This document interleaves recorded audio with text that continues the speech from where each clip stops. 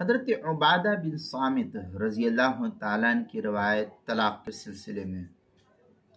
چنانچہ مصنف عبدالرزاق وغیرہ میں حضرت عبادہ ابن صامت رضی اللہ تعالیٰ عنہ کی روایت ہے کہ ان کے والد نے اپنی اہلیہ کو، اپنی بیوی کو 1000 طلاقیں دے دی، 1000 طلاق دے دی۔ نبی اکرم صلی اللہ علیہ وسلم کو کسی بھی اعتبار سے معلوم ہوا، آپ کو بتلایا گیا۔ جب آپ کو اس کا علم ہوا تو آپ نے 3 کو نافذ فرمایا اور بقیہ 997 کو لغو اور ظلم قرار دیے۔ تو اب اس سے کیا ثابت ہوا کہ 3 طلاق 3 ہوتی ہے، باقی جو ہے بیکار ہے۔ چنانچہ مصنف عبدالرزاق میں ہے ان عبادہ بن صامت رضی اللہ تعالی عنہ قال طلق جدی امرأته له 1000 تطلیق فانطلق ابی الى رسول اللہ صلی اللہ علیہ وسلم فذکر ذلك فقال النبی صلی اللہ علیہ وسلم اما اتقى الله جدك اما 3 فله اما 997 فعدوا وان ظلم وان شاء اللہ تعالی عذبه وان شاء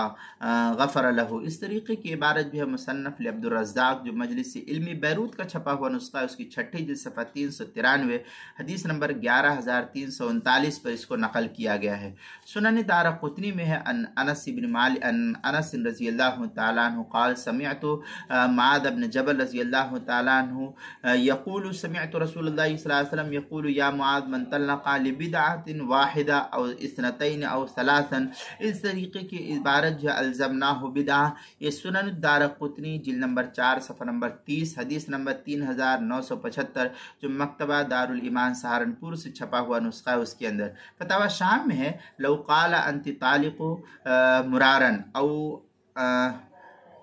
الوفا تحتہ فیقع به الثلاث ویلغ الزائد۔ اس طریقے کی عبارت جو ہے در المختار مع شامی جو زکریا بک ڈپو دیوبند کا ہندی نسخہ ہے، اس کی کتاب الطلاق باب الصریح